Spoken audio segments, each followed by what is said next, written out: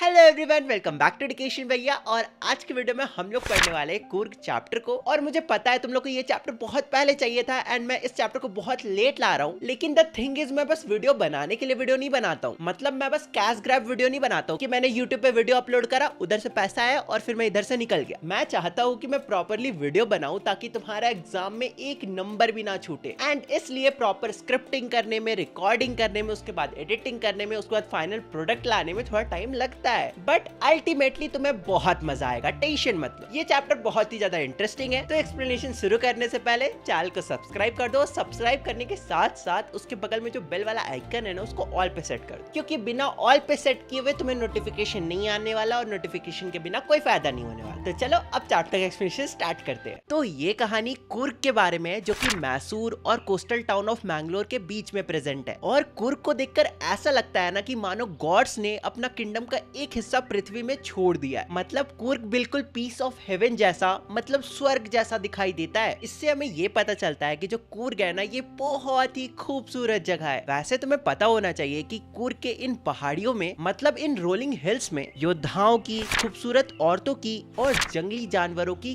कोई कमी नहीं है। वैसे जिन्हें नहीं पता, कुर्ग को कोडागू भी कहा जाता है और ये कर्नाटका में लाई करता है, मतलब कर्नाटका में। और ये जगह रेन फॉरेस्ट, स्पाइसेस और कॉफी प्लांटेशन के लिए फेमस है। और मैं तुम्हें बता दूं कि कुर्ग का 30% हिस्सा रेन फॉरेस्ट है। हाँ, तुम सही समझ रहे हो, पूरे कुर्ग का 30% हिस्सा रेन फॉरेस्ट है। वैसे बचपन से मैं भी चाहता था कि मेरा घर जंगलों के बीच में होता, कितना मजा आता, कितना ग्रीनरी होता, कितना मजा आता। हम लोग ट्री हाउस में रहते, रोज सुबह जंगल के अंदर जाते और फल फ्रूट्स तोड़ के लाते और ताजा ताजा खाते। पर फिर मैं धीरे धीरे बड़ा हुआ और उसके बाद मुझे रियलाइज हुआ कि मैं बहुत ज्यादा और मैं जंगल में एक दिन से ज्यादा सरवाइव नहीं कर पाऊंगा। खैर, वापस टॉपिक पे आते हैं। फिर ऑथर हमें बताते हैं कि मॉनसून में कुर्ग में घूमने आना एक सही ऑप्शन नहीं है, लेकिन सितंबर से मार्च के बीच में कुर्ग को विजिट करना बेस्ट टाइम होता है। एकदम परफेक्ट वेदर होता है, हल्की हल्की बारिश हो रही होती है और साथ ही में फार्म से आती हुई वो कॉफी की खुशबू, मजा ही आ जाता है। फिर ऑथर हमें बताते हैं कि कुर्ग में ट्री कैनोपीज के नीचे बहुत सारे कॉफी स्टेट्स और कॉलोनियल बंगलोज हैं। मतलब पूरे कुर्ग में इतने बड़े बड़े पेड़ हैं जो पूरे कुर्ग को छांव से भर देती है और साथ ही साथ रूफ भी प्रोवाइड करती है, मतलब छत भी प्रोवाइड करती है। अगर और भी आसान शब्दों में बताऊं तो अगर कोई भी नॉर्मल इंसान, सपोज तुम कुर्ग में जाओगे और उसके बाद जब तुम आसमान की तरफ देखोगे ना, तो तुम्हें आसमान नहीं दिखेगा, उसके जगह पे तुम्हें पेड़ और उसकी पूरी पत्तियां दिखाई देगी। तो इसलिए कुर्ग में इन बड़े बड़े ट्रीज के नीचे शेड में, मतलब छांव में, बहुत सारे कॉफी के प्लांट्स लगाए हुए हैं। मतलब कॉफी प्लांटेशन की गई है, सिंपल। और बहुत सारे कॉलोनियल बंगलोज भी प्रेजेंट है। कॉलोनियल बंगलोज का मतलब ब्रिटिश के टाइम में जितने भी बड़े बड़े घर होते थे या बंगलो होते थे,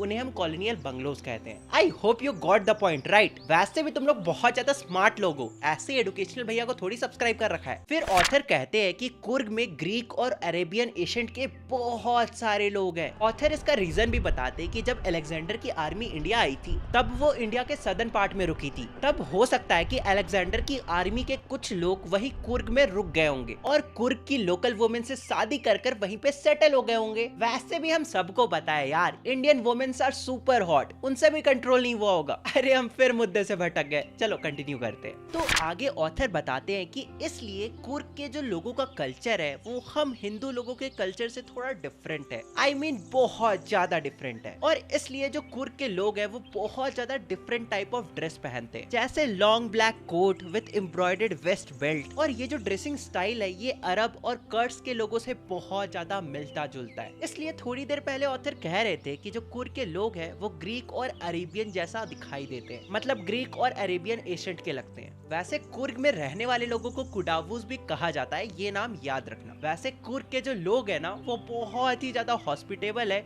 और विजिटर्स का बहुत ही अच्छे से स्वागत भी करते हैं। और जैसा कि मैंने तुम्हें स्टार्टिंग में बताया था कि जो कुर्ग के लोग होते हैं वो बहुत ज्यादा योद्धा टाइप के होते हैं और बहुत ज्यादा ब्रेव होते हैं। इसलिए तुम्हें कुर्ग के ऑलमोस्ट हर घर में टेल ऑफ वेलोर सुनने को मिल जाएगी। टेल ऑफ वेलोर का मतलब होता है ब्रेवरी की कहानियां, क्योंकि कुर्गी लोग बहुत ही ज्यादा ब्रेव होते हैं, सिंपल सी बात है। और इसलिए first chief of Indian army जो थे ना, वो कोई और नहीं थे बल्कि जनरल करियप्पा थे, जो कि कुर्गी थे, मतलब कुर्ग से ही बिलोंग करते थे। और बस यही नहीं, कुर्ग के जो लोग हैं ना, उन्हें बिना लाइसेंस के फायर आर्म्स रखने का परमिट है। मतलब वो लोग बिना लाइसेंस के गन वगैरह कैरी कर सकते। और तुम लोगों ने कावेरी रिवर का तो नाम सुना ही होगा, वो कुर्ग से ही ओरिजिनेट करती है, मतलब कुर्ग से ही निकलती है। और यहाँ पे महसीर जो कि एक रेयर फ्रेश वाटर फिश की वैरायटी होती है, जो कि बहुत बड़ी बड़ी होती है, वो यहाँ पे पाई जाती है। बस यही नहीं, हमारे कावेरी रिवर के पास ग्रेट डाइवर्सिटी देखने को मिलती है, जैसे कि बर्ड्स, ह्यूमंस और डिफरेंट टाइप्स ऑफ एनिमल्स। फिर ऑथर हमें बता रहे हैं कि वो जब कावेरी रिवर के पास बैठे हुए हैं तो उन्हें क्या क्या देखने को मिल रहा है, जैसे कि एक किंगफिशर बर्ड जो कि कावेरी रिवर में डाइव मार रहा है मछलियों को पकड़ने के लिए। दूसरा स्क्विरल्स और लंगूर्स जो कि फ्रूट्स को आधा आधा खाकर पानी में फेंक रहे हैं, ताकि वो लोग भी वाटर स्प्लैश का मजा ले सके।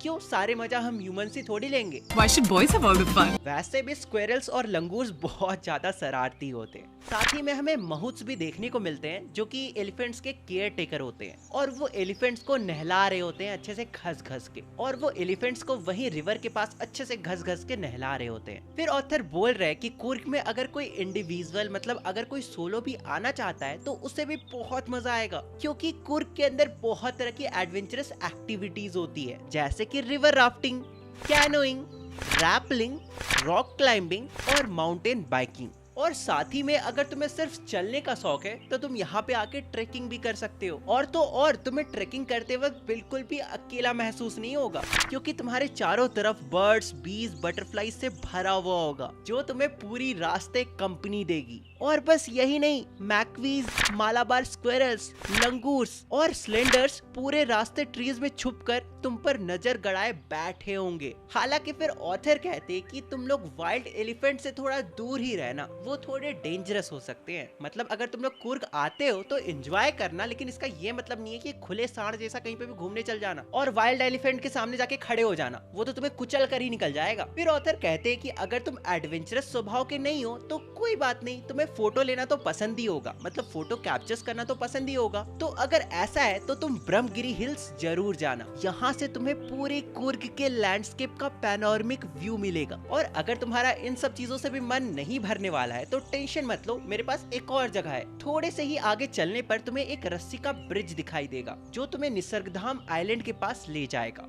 और ये आइलैंड 64 एकर्स जितना बड़ा है, मतलब बहुत ज्यादा बड़ा नहीं है, ठीक ठाक सा आइलैंड है, छोटा सा आइलैंड है। लेकिन यहाँ पे बहुत सारे स्टूडेंट्स के मन में डाउट आ गया होगा कि कर्नाटका के अंदर आइलैंड कहाँ से आ गया। कर्नाटका कौन सा ओशियन के बीच में है? हमने तो लक्षद्वीप आइलैंड सुना था, अंडमान एंड निकोबार आइलैंड सुना था, ये निसर्गधाम आइलैंड कहाँ से आ गया? तो देखो, ये जो आइलैंड है ना, ये कुर्ग के अंदर ही लाई करता है, लेकिन भले ही ये ओशियन के बीच में नहीं है, लेकिन ये चारों तरफ से कावेरी रिवर से घिरा हुआ है। तो अगर तुम्हें ये आइलैंड जाना है ना, तो तुम्हें या तो रिवर पार करके जाना होगा, या तो तुम एक रोप ब्रिज से जा सकते हो, जिसके बारे में ऑथर में बता रहे हैं। ऑनेस्टली कहूँ तो इस चैप्टर को पढ़ने के बाद लिटरली मेरा कुर्ग जाने का बहुत मन कर रहा है, एंड मैं पक्का अगले 1-2 साल के अंदर जाने वाला हूँ। और साथ ही साथ मैं इंस्टा में फोटोज भी पोस्ट करूंगा, तो मुझे इंस्टाग्राम में फॉलो कर लेना, ओके। फिर ऑथर कहते हैं कि वहाँ से कुछ ही दूर पे एक बायलाकप्पी नाम का जगह है। तुम बायलाकुप्पी बोलो या बायलाकप्पी बोलो, मुझे नहीं पता, बस स्पेलिंग देख लेना। और इस जगह पे इंडियाज लार्जेस्ट तिब्बतियन सेटलमेंट है,